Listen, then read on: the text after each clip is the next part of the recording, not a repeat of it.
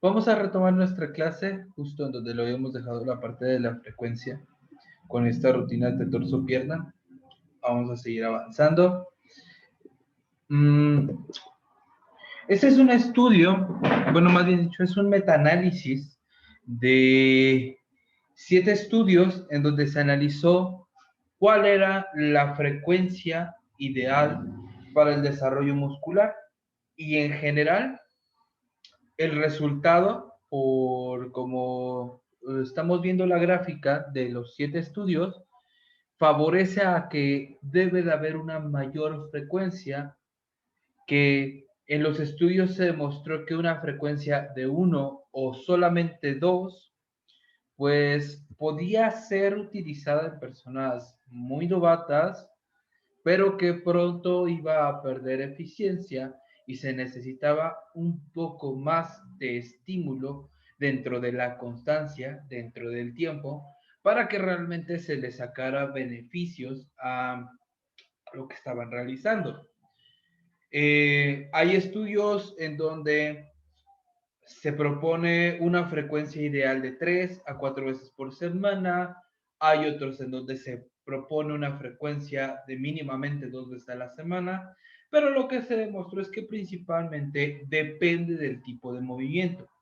Hay movimientos que su tipo de fatiga, su tipo de estímulo es muy periférico y puede ser por lo tanto estimulado más veces a la semana, y hay otros ejercicios en donde su estímulo es central, es muy profundo y por lo tanto el estímulo tiene que ser un poco más espaciado dentro de diferentes grupos musculares. Casi siempre aquellos que generan mayor fatiga central son aquellos que son compuestos, que tienen múltiples articulaciones en movimiento y que involucran varios grupos musculares a la vez, como son los básicos: sentadilla, press banca, peso muerto, remo, press de hombro o dominadas.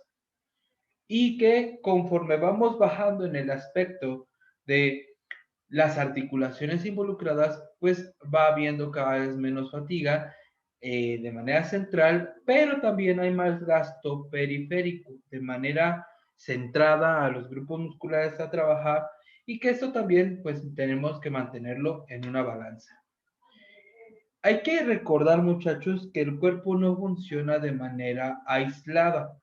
O sea, aunque yo esté entrenando cuádriceps en una máquina como en las extensiones, voy a activar más grupos musculares, y esto se da por este concepto de esferas mecánicas o de patrones de movimiento básicos, de cadenas musculares.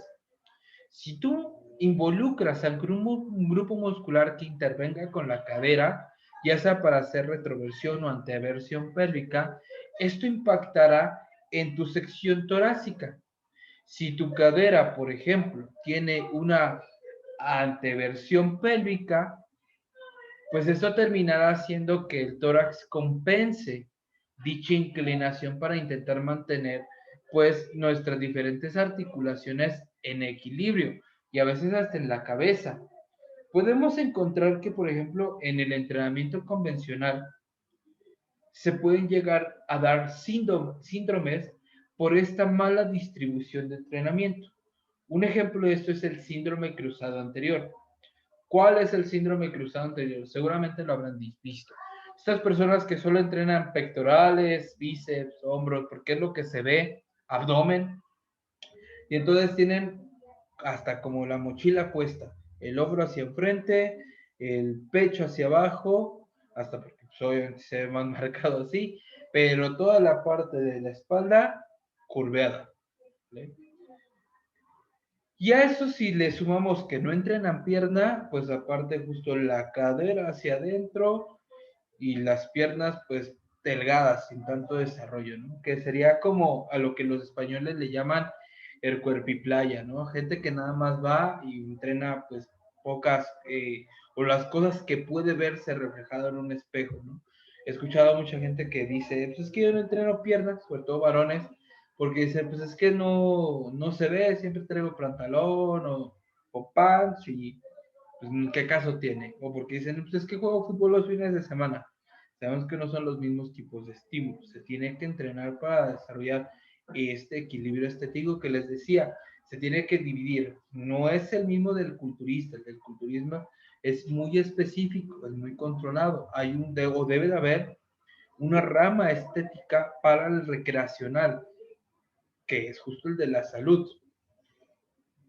O está, por ejemplo, el otro lado, ¿no? El de la chica que hace mucho entrenamiento de glúteo, mucho entrenamiento de cuádriceps, de isquios, de pantorrilla, poco entrenamiento de tren superior, puede que haga bastante trabajo de core, pero sobre todo trabajo más como de resistencia, altas repeticiones o isométricos, y entonces genere justo lo contrario, un síndrome cruzado posterior, en donde la cadera está hacia atrás, así literal, como si estuvieran sacando mucho las pompis, ahí posición de pato, el pecho hacia enfrente, pues, porque también es más visible, pero pues esto termina generando una curvatura lordótica, o sea, en la parte de la lumbar excesiva, y eso trae como consecuencia, pues, problemas de lumbalgia muy, muy fuertes. Esta misma postura en la cual les estoy diciendo es fomentada por los zapatos con tacones muy altos, los cuales sabemos que desde el punto de vista del traumatólogo, desde el punto de vista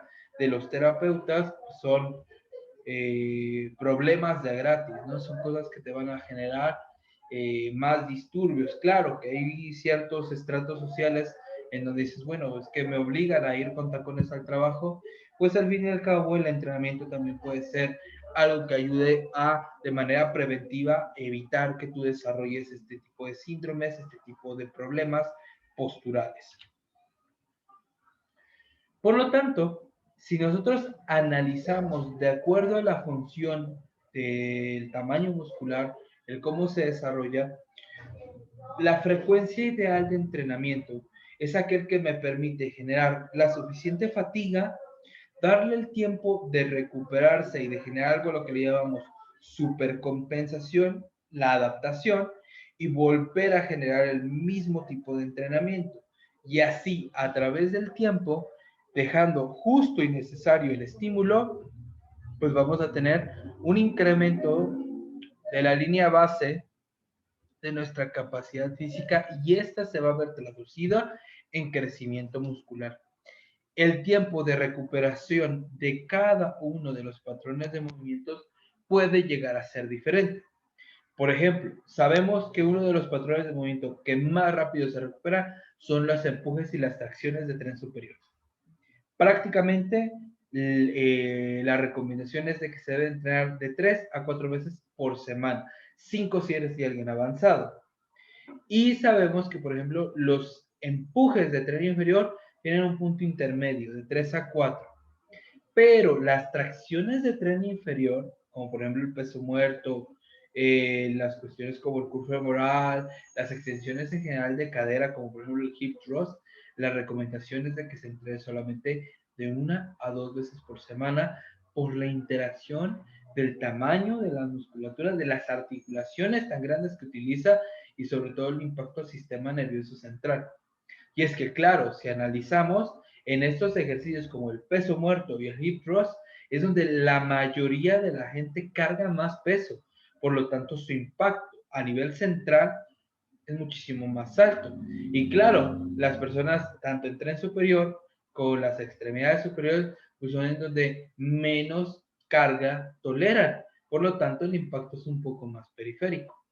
Hasta aquí, puntos de vista, dudas, comentarios.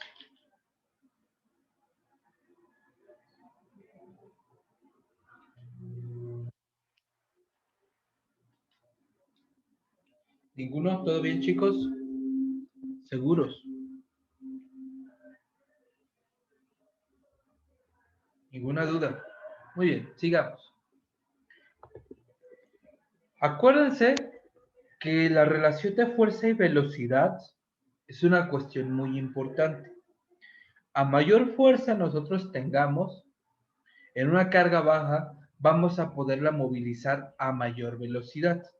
Si nosotros en teoría somos más rápidos con una misma carga, significa que estamos utilizando menor porcentaje de nuestra fuerza.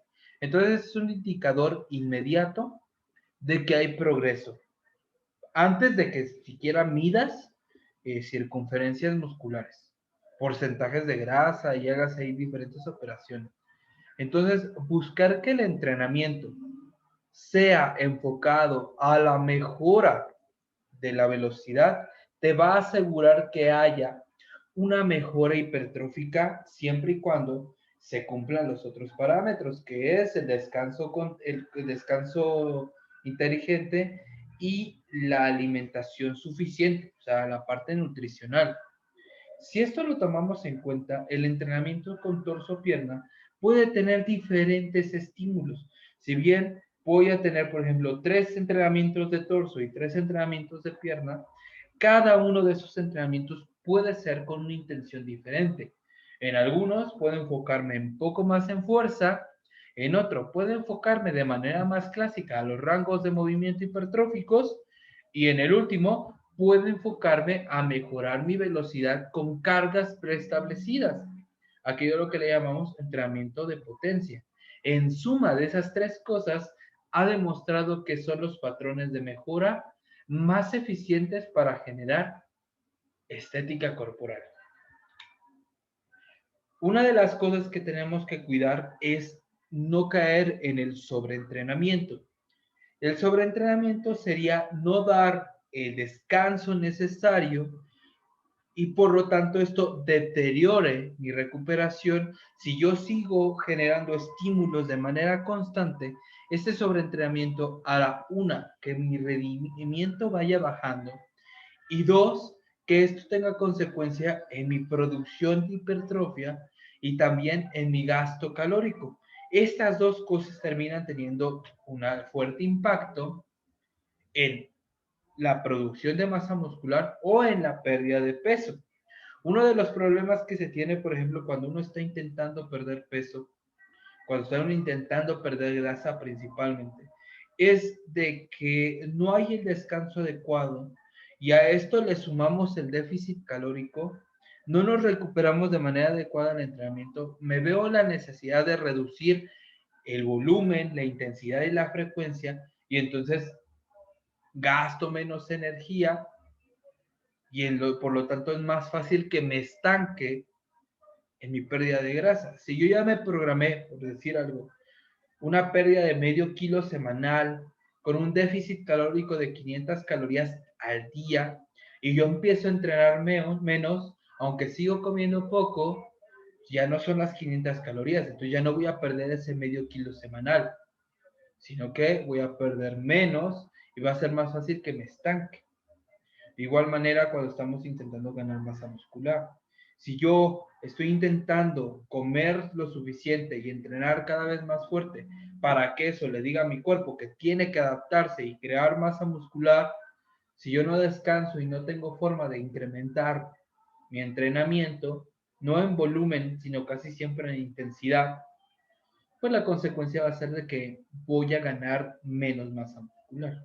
Si se dan cuenta, es algo bastante importante el descanso y cuidar justo su relación con el estímulo. Que la fatiga no sea mayor a el estímulo que estamos generando, porque esto nos va a generar que a largo plazo avancemos. ¿Dudas con esto, muchachos? ¿Comentarios?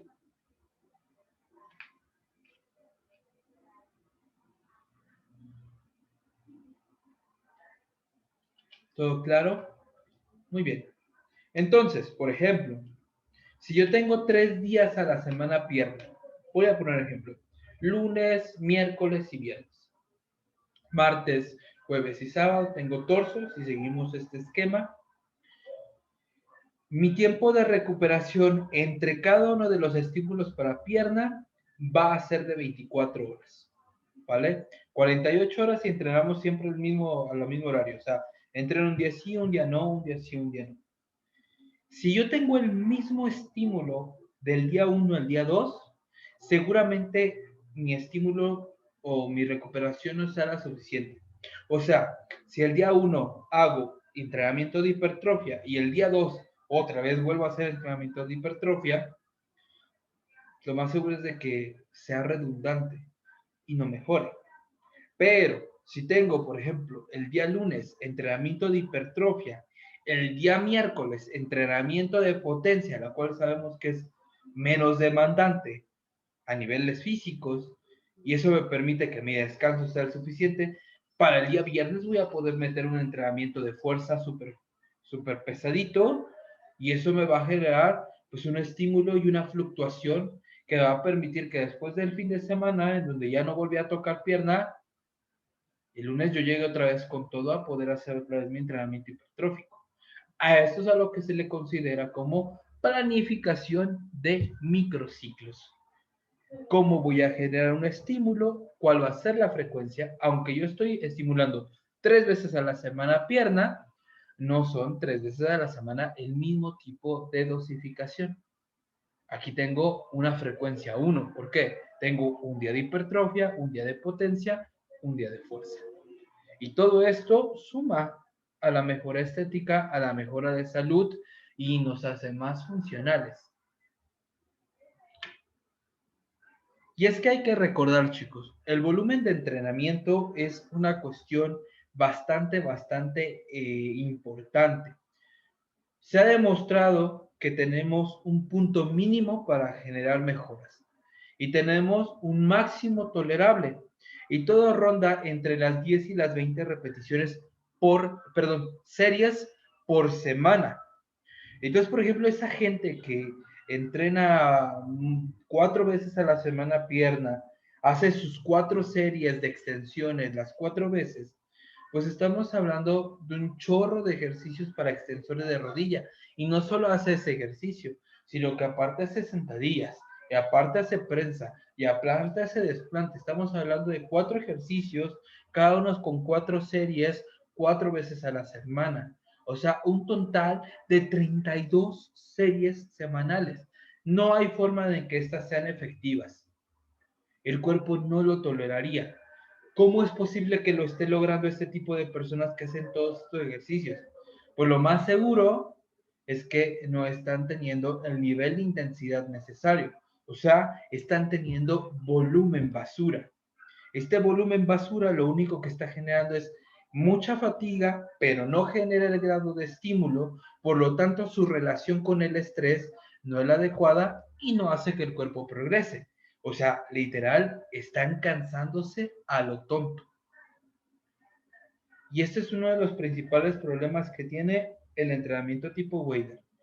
Por ejemplo, para el deltoide que tiene tanto movimiento, terminamos sobreentrenándolo, no se recupera, se adapta porque se vuelve más resistente, pero la resistencia no significa crecimiento muscular. ¿Dudas? ¿Comentarios con esto, chicos? ¿Seguros?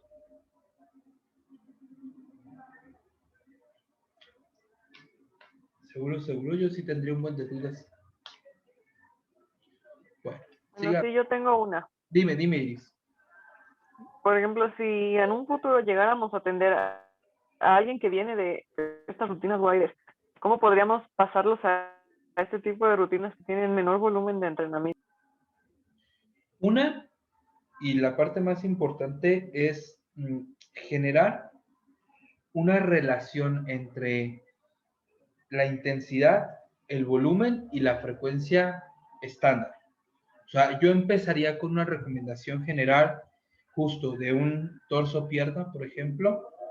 Le pondría el nivel de sets mínimo, en este caso serían 10, por ejemplo, por acción muscular o por patrón. O sea, le pondría literal 10 series de un ejercicio de empuje, 10 series de un ejercicio de tracción, dividido literal en tren superior y tren inferior. Haría el esquema básico, un ejercicio básico por un ejercicio accesorio. Si nos vamos, venga, rápido, por ejemplo, le pondría de empuje de tren superior, press banca, que es el movimiento más básico que necesitamos, un empuje horizontal, y le pondría, por lo tanto, un accesorio de empuje horizontal, en donde, pues, tal vez ya me enfocaría más a algo, por ejemplo, inclinado, ¿no? Le pondría una tracción horizontal, algún tipo de remo, igual alguna variante o algún accesorio de los remos. Le pondría empuje de tren inferior, sentadilla y tracción de tren inferior. peso muerto. Obviamente cada uno con su variante. Si tú le pones a una persona, por ejemplo, 5 sets de sentadilla con 5 sets de extensiones, 5 sets de peso muerto, 5 sets de curso femoral, a la intensidad en donde realmente en cada una de las repeticiones, de las series, te deje solamente de 2 a 3 repeticiones en reserva, el tipo va a terminar fulminado. Porque al final está acostumbrado, o la persona en general, a que no le cueste tanto trabajo cada set. Y entonces va a empezar a darse cuenta cómo justo con menos hay más estímulo. Y de ahí empezaría a personalizar. Le daría un poco más de énfasis a aquello que está más rezagado. Conforme yo vaya aprendiendo cuánto resiste, cuánto tolera, tal vez el volumen de trabajo se lo voy a poder subir un poco. Y eso ya es el camino así en general. Pero el chiste es de que tengamos un punto de partida. En este caso, la generalidad. Hay que entender, muchachos, también que pues no todo tiene que ser los patrones de movimiento básicos. Por ejemplo, aquí tenemos 4 variantes que yo podría poner en 4 días diferentes y seguiría siendo trabajo de extensores de rodilla, seguiría siendo trabajo para empujes de tren inferior. Yo podría tener justo un día que haga mi sentadilla frontal, otro día que haga sentadillas a cajón, porque obviamente pues, me va a permitir que esa persona pues, tenga 2 estímulos similares, pero que en sus características nos den diferentes enfoques. Sentadilla con pausa, por ejemplo, sentadilla 1.5, que es bajas completo, subes a la mitad, bajas y vuelves a hacer el movimiento completo. O sea, hay un pequeño ROM ahí introducido a la mitad de la ejecución. Cada una tiene pues, diferentes beneficios, diferentes estímulos, pero al fin y al cabo sigue siendo empuje de tren inferior. Y es a lo que voy. La variabilidad, sobre todo en la estética corporal, es extremadamente eficiente. La especificidad es para los deportes. Si alguien hace powerlifting, por ejemplo, pues esto no le funcionaría tanto. Me convendría más ponerle la sentadilla de competencia, ¿no? Específica como lo va a hacer ahí. Barra baja, con X carga, pocas repes, que ese tipo de cosas. ¿Por qué? Porque es lo que se parece a su gesto deportivo. Pero, por ejemplo, pues si alguien no va a competir en físico-constructivismo, quiere estar saludable y aparte quiere tener unas buenas piernas, venga, que este tipo de variantes son una mejor solución porque hasta te mantiene fresco el entrenamiento. Tú no vuelves a hacer front squat hasta dentro de 10 días. Y entonces, ¿qué pasa? Pues que te mantiene justo en esta constante satisfacción de, hoy me toca esto y me gusta. Hoy me toca esto y es retador de formas diferentes. Uno de los errores que yo creo que tienen más marcados los métodos convencionales como el Wader es que la rutina sí puede llegar a un punto en donde se vuelven monótonas. Te ponen a hacer el tour por los aparatos y lo único que hace el coach cuando te la cambia es ponerte un orden diferente. Pero siempre lo mismo. 4 de 12, 4 de 15 si eres mujer, 4 de 10 o hasta 8 a veces si eres hombre, pero no más. Muchos ejercicios analíticos, pocos básicos y ahí muere. Entonces, esa es una de las principales causas de deserción de la mayoría de los recreativos. Y es que hay que entender esto, chicos. O sea, yo sé que a muchos les puede llamar la atención el físico-constructivismo. A mí me pasó igual. Pero uno como entrenador tiene 1 o 2 culturistas y va a tener 98 recreativos, gente que quiere perder peso y quiere verse bien. Pero su verse bien es justo como lo mencionó Amira al principio, subjetivo, muy específico para ellos. Y entonces, si puedo cumplir esa subjetividad, cambiándole tal vez un poquito la idea hasta que sea un poco más con la tendencia a la salud, y de ahí vamos generando una cuestión de contratos, de acuerdos, de soltar, de permitir, pues obviamente la persona va a alcanzar más fácil el éxito de lo que quiere, que si se centra en una idea que aparte ni es para él. Entrena como culturista aunque no quieras competir en tu vida. Este es un ejemplo de un entrenamiento de torso-pierna con una frecuencia 3 para el torso, pues para una persona que tiene un buen desarrollo de tren inferior. Entonces por eso le está dando más énfasis al torso. Pero vean, aunque son 3 días de torso, los 3 días de torso son diferentes. En uno le va a dar un poco más de énfasis al pectoral, en otro le va a dar un poco más de énfasis a los deltoides, al hombro, y en el otro le va a dar un poco más de énfasis a la espalda, aunque no deja de darle un énfasis o un poco de estímulo general. Por ejemplo, en el día de torso, pues no había otra forma que empezar que no fuera pectoral, que digo, que no fuera press banca, ¿no? Sabemos que es el rey para las empujes horizontales y claro, pero vemos que aún así, el día de hombro sigue habiendo un tipo de press banca, pero aquí en una variante. ¿Cómo? Con mancuernas, banca con mancuernas.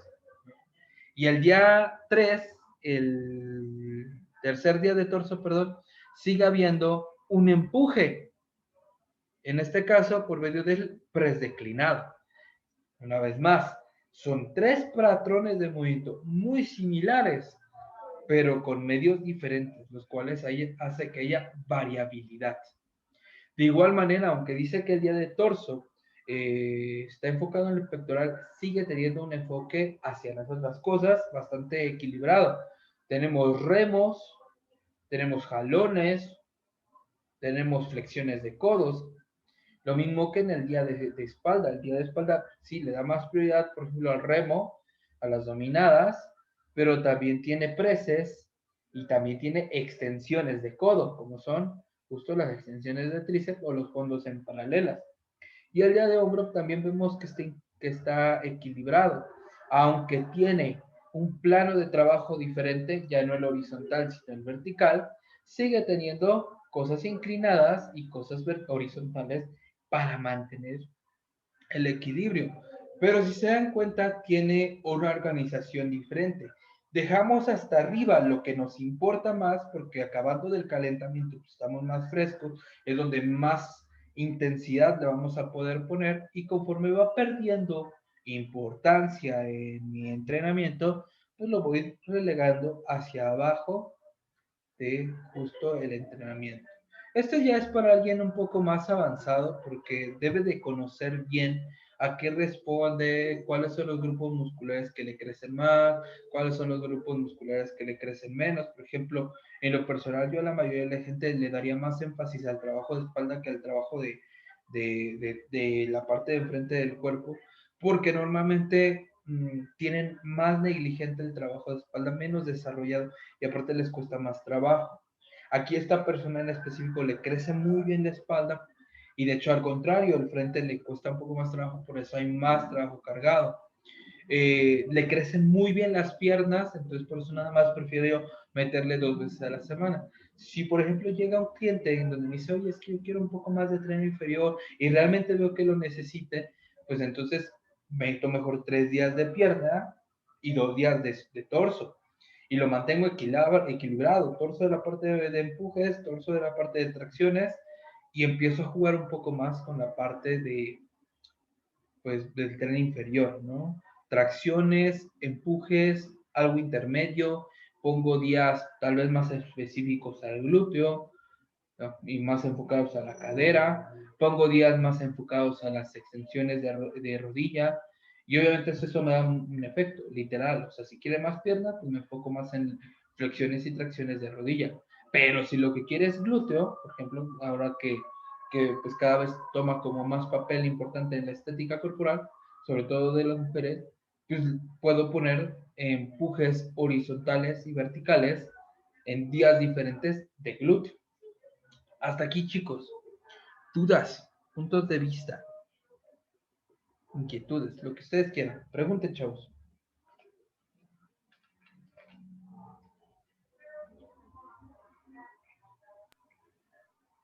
este caso lo que sería avanzado sería también el volumen de entrenamiento, porque son muchas series. Sí, estamos, por ejemplo, vamos a contar solamente los empujes horizontales, ¿no? Tenemos primero 3 series de banca en el día 1, de ahí tenemos otros 2 empujes, que es el press declinado y el press inclinado con mancuerna, y ya, son todos los empujes que tenemos. No, perdón, los fondos en paralelo. Tenemos 3, 6, 8 y otros 3. Tenemos ahí ya 11, ¿no? Y luego volvemos a tener otro empuje, igual horizontal, remo con mancuerna en el segundo día y ya, ¿no? Entonces tenemos 11, son 14 y en el último día tenemos justo pues el press declinado y los fondos, que son otros 6. Justo tenemos 20. ¿Ven? Coincide, ¿no? Igual, si yo checara o si yo contabilizara la cantidad de remos, pues estaría rondando otra vez seguramente entre los 16 y los 20, que es justo para avanzar. Obviamente, si yo voy a tener a alguien más novatón, pues tengo que mantenerme, por ejemplo, por debajo de los 16, ¿no? Entre 12 y 16. Y si tengo a alguien novato, pues me tengo que mantener, digo alguien, sí, principiante, pues por debajo de los 12. Ya 12, híjole, estaría difícil, pues, ¿no? Ya sería alguien que pues, tiene cierto compromiso, ¿no? Pero justo, muy buena observación, Iris. ¿Qué otra cosa, chicos? ¿Qué otra cosa notan interesante de la rutina? Hay varias cosas que está curioso. El abdomen que está en Que está justo en los días de pierna, ¿no? Por ejemplo, está en el día 1, en el día 2 también, está el press pull-up y las elevaciones de pierna. Pues justo lo estoy tratando como un grupo muscular ahí que tal vez no necesita tanto trabajo, pero pues bueno, sabemos que de manera indirecta, pues prácticamente el abdomen se está trabajando todo lo demás, ¿no? ¿Qué más? ¿Qué más notan? ¿No les parece curioso cómo podemos ver un incremento o una variación de las repeticiones? Vean el press banca del día 1. Son 3 series de 5 repeticiones. Eso quiere decir que va a estar trabajando tal vez como a su 80% más o menos. Pero vean, cuando vamos al día 2, el empuje horizontal, que son la banca con mancuernas, ya no es de 5, ya no es de 8, es de 12.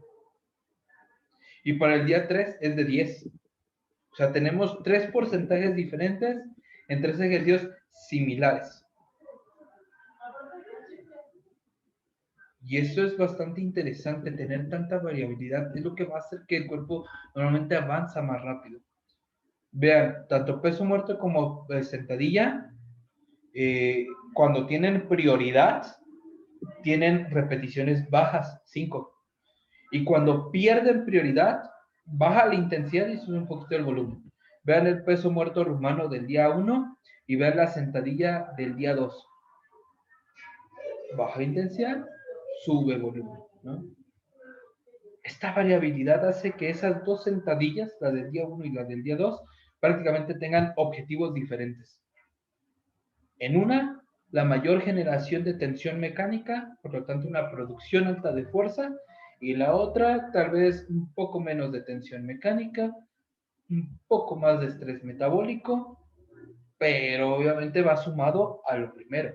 Si aquí tuvo todo este esfuerzo, aquí no va a poder hacer el mismo esfuerzo que hizo aquí, lo que le estaba diciendo. Entonces aquí tenemos una frecuencia 1 de sentadilla, aunque estoy haciendo una sentadilla que es totalmente contraria por el tipo de repeticiones en el día 2. Es más como un complementario.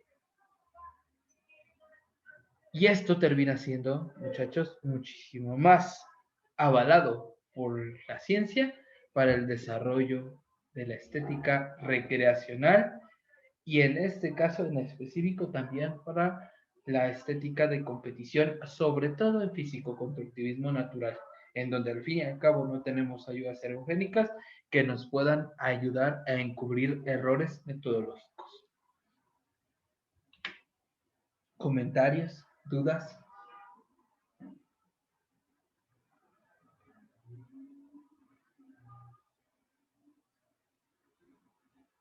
¿Nada? Vean que se sigue también respondiendo un poco como esta parte de básico, accesorios.